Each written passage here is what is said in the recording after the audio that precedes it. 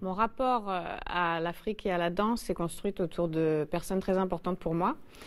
Il y a tout d'abord mon époux et toute sa famille auprès des Kasonké, donc Dédé Kouyaté et Feu Silman Sissoko. Et il y a eu le ballet du district dirigé par Baïssa Diallo, où j'ai eu la chance de danser avec les meilleurs danseurs de la capitale malienne, et notamment Mariam Nidiara.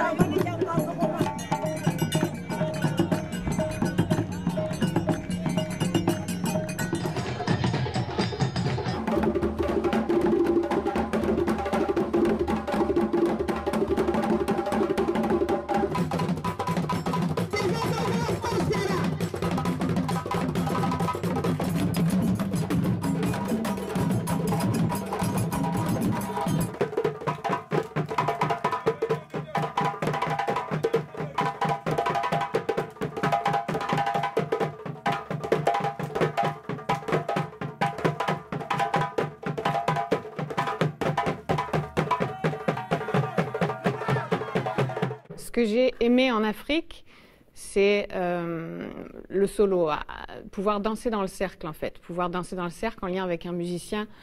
C'est ça que j'ai fondamentalement aimé. Et ce qu'on retrouve en Afrique, c'est la danse dans la vie de tous les jours. C'est pas seulement cadré dans une salle de danse, on la retrouve dans la vie de tous les jours. Et chaque personne de la communauté peut développer son artiste intérieur, peut développer son corps artistiquement parlant. Du coup, ce qui est intéressant aussi, c'est qu'il le développe en lien avec la musique en live, où il peut développer sa musicalité intérieure en lien avec une musique extérieure. Et tout ça sous le regard de la communauté, dans le cercle, sous le regard de gens qui soutiennent, qui nous reconnaissent, nous voient et nous admirent. Et ça nous permet aussi de nous dépasser, ça nous permet d'aller plus loin, de faire des choses qu'on pense ne pas être capable de faire. Et c'est ce que j'ai observé en fait en Afrique et c'est ce que j'ai voulu ramener chez moi aussi en Occident. Manu, c'est une grande personnalité de la danse qui a envie et qui a toujours eu envie de donner. Manu, elle est capable de prendre les forces et les faiblesses de chacune d'entre nous, de respecter nos limites, de respecter nos envies, nos motivations, et elle est capable de toutes nous emmener là où on ne penserait pas qu'on irait. C'est une grande force à elle en tant que chorégraphe. Travailler son solo, c'est pouvoir dire à un moment donné ce que tu as envie de dire à ce moment-là. Et de voir aussi comment partager avec toutes celles qui sont autour de nous cette symbiose dans la force qu'on se donne pour se lancer dans un solo. Il s'agit de justement retrouver en contexte et pas juste en ballet comme je peux le faire avec les Pazonautes le mardi soir. C'est-à-dire là, c'est totalement je dirais le défouloir. Chacun apporte sa patte. Manu y met beaucoup de cœur et autour d'elle, il ne s'agit pas juste de transmettre de la danse, elle transmet de l'humain avant tout. Et ce qui s'est créé du coup autour de moi au fur et à mesure des années, c'est un noyau de danseuses qui a eu envie d'aller un petit peu plus loin dans la danse. Elles ont eu envie de chercher leur artiste intérieur. Et on a donc décidé de créer le ballet des Pazonautes ensemble. Et je leur ai donc offert un cadre où elles avaient des conditions de professionnels pour développer leur danse, en fait. Où elles avaient un travail de mémorisation, un travail de mise en scène, un travail de chant et aussi un travail de recherche chorégraphique.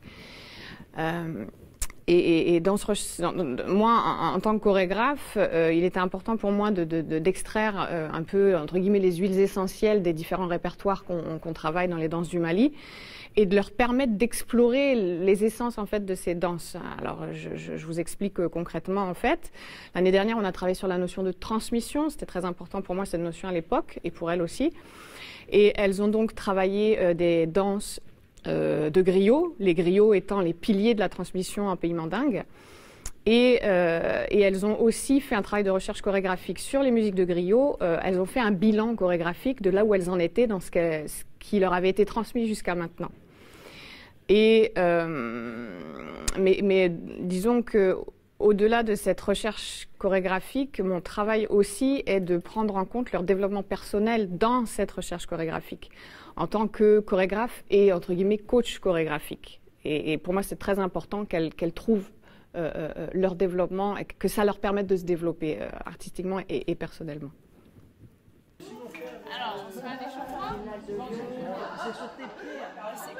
Les PASO, au départ, c'était venir apprendre à danser, venir participer à un ballet.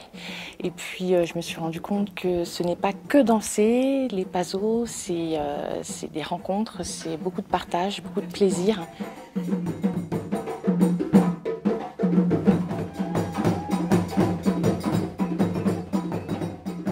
Pour moi, Pasonote, c'est la découverte d'un groupe, la découverte d'une chorégraphe, Manu Sissoko. C'est du travail, c'est une organisation, c'est de la création.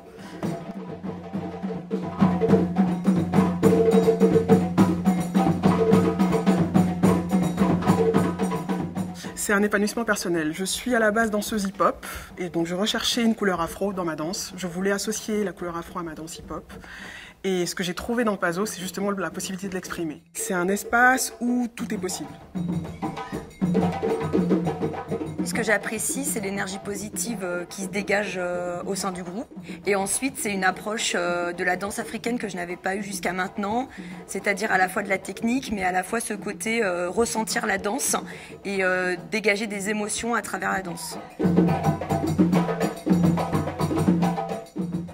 Ce que j'attends, c'est voilà, que ça continue. Voilà. C'est tout.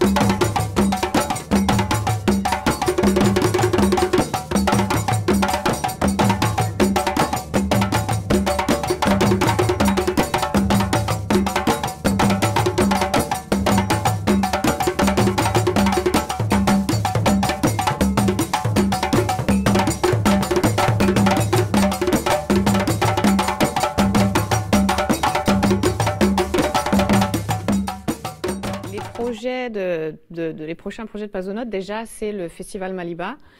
On fête les 10 ans de l'association Pazonote, donc c'est un festival, ça va être la 3e édition. Et on fera venir du coup, si tout va bien, Mariam Nidiara ici pour danser avec nous. Donc on a prévu spectacle avec aussi les filles des Pazonotes.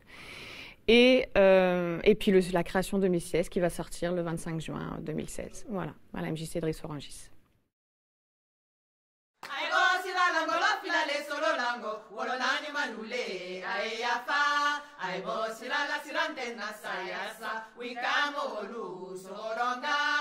bo sira langolo filale solo lango tolo naja malule ai afama